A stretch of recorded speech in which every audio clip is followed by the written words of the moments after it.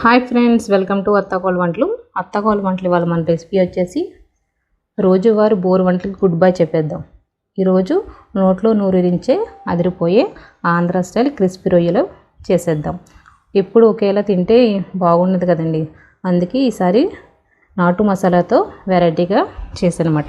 ఒకసారి దాన్ని ట్రై చేద్దాం. దాని ప్రాసెస్ ఏంటో చూసేద్దామా. చూడండి, చక్కగా శుభ్రంగా క్లీన్ చేసి పెట్టుకున్న సముద్రపు రొయ్యలను అయితే తీసుకున్నాను, ఒక పావు కేజీ. ఇందులో అల్లం వెల్లుల్లి పేస్ట్, అలానే కారం ఎక్కువ కావాలనుకున్న వాళ్ళు ఎక్కువ వేసుకోవచ్చు, తక్కువ కావాలన్న వాళ్ళు తక్కువ వేసుకోవచ్చు. నాకైతే కారం ఎక్కువ ఉండాలి, అందుకే కొంచెం నేను ఎక్కువ వేసుకుంటున్నాను. అలానే పసుపు,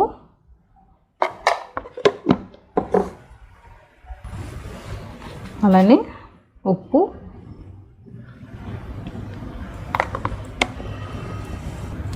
అలానే కొద్దిగా నిమ్మరసం. ఇలా ఇవన్నీ మసాలాలు వేసేసి రొయ్యలకి అంతా పట్టేటట్టు కలిపేసుకుందాం.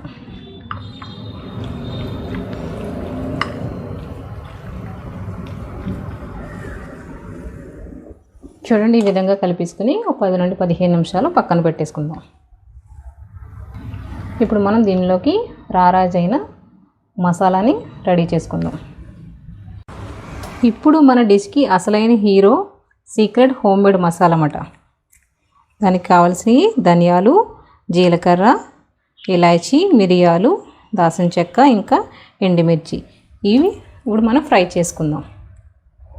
ముందుగా ఒక కడాయి పెట్టుకొని హీట్ అయిన తర్వాత మనం ముందుగా తీసి పెట్టుకున్న మసాలాలన్నీ వేసుకుని ఫ్రై చేసుకోవాలి. ఇవి సిమ్లో పెట్టుకుని సువాసన వచ్చేదాకా ఫ్రై చేసుకోవాలి.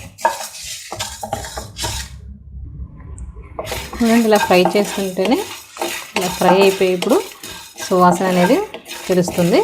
ఇప్పుడు దీన్ని స్టవ్ ఆఫ్ చేసేసి మిక్సీ జార్లో వేసుకుని కచ్చాపిచ్చగా కొట్టేసుకుందాం పౌడర్ లాగా.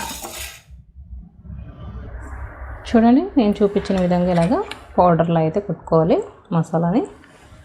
దీన్ని పక్కన పెట్టేసుకుందాం.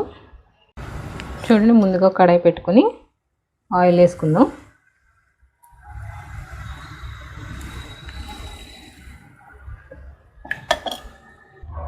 ఆయిల్ హీట్ అయిపోయిందండి. ముందుగా నేను 2 ఉల్లిపాయలు చిన్న చిన్న ముక్కలుగా కట్ చేసి పెట్టుకున్నాను. ఇప్పుడు ఆయిల్ హీట్ అయిపోయింది కదా, ఆయిల్ వేసుకుందాం.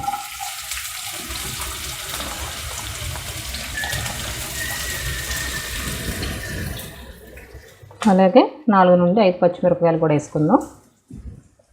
అలానే ఒక రెమ్మ కరివేపాకు. ఇవన్నీ వేసుకుని గోల్డెన్ బ్రౌన్ కలర్ వచ్చేదాకా ఫ్రై చేసుకుందాం. ఉల్లిపాయ అంతా పచ్చి వాసన పోయేదాకా గోల్డెన్ బ్రౌన్ కలర్ వచ్చేదాకా మనం ఫ్రై చేసుకోవాలి. ఉల్లిపాయ ఎంత ఫ్రై అయితే మనకి ఫ్రై అనేది అంత టేస్ట్గా ఉంటుందన్నమాట. ఎప్పుడు కూడా ఉల్లిపాయ మనం ఎక్కువగా మంచిగా ఫ్రై చేసుకోవాలి.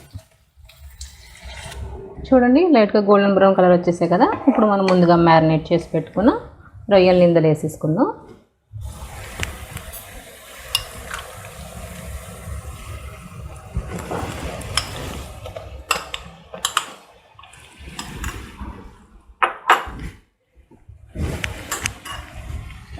ఇలా వేసేసుకొని మనం హై ఫ్లేమ్ మీద కలుపుకుంటూ ఉండాలి. ఎందుకంటే రొయ్యల్లో వాటర్ అనేది ఉంటుంది కాబట్టి కొంచెం మనం హై ఫ్లేమ్లోనే ఫ్రై చేసుకోవాలన్నమాట.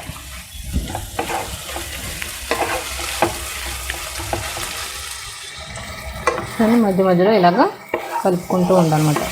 చూడండి, వాటర్ అనేది కొంచెం సెపరేట్ అయిపోయి ఫ్రై అవుతుంది.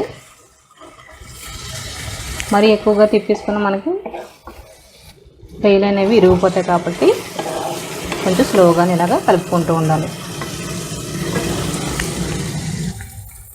చూడండి, ఫ్రై అయిపోయి కదా, వాటర్ సెపరేట్ అయిపోయి ఆయిల్ పైకి తేలింది.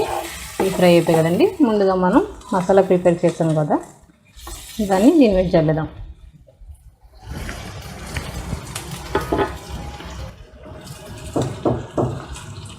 ఆల్రెడీ మనం మసాలా ఫ్రై చేసిందే కాబట్టి ఎక్కువసేపు ఇంకా ఫ్రై అవసరం లేదు. ఇలా వేసుకుని కలిపేసి ఒక 2 నిమిషాలు ఇలా ఉంచేసి మనం సర్వింగ్ ప్లేట్లో తీసి సర్వ్ చేసేసుకోవడమే.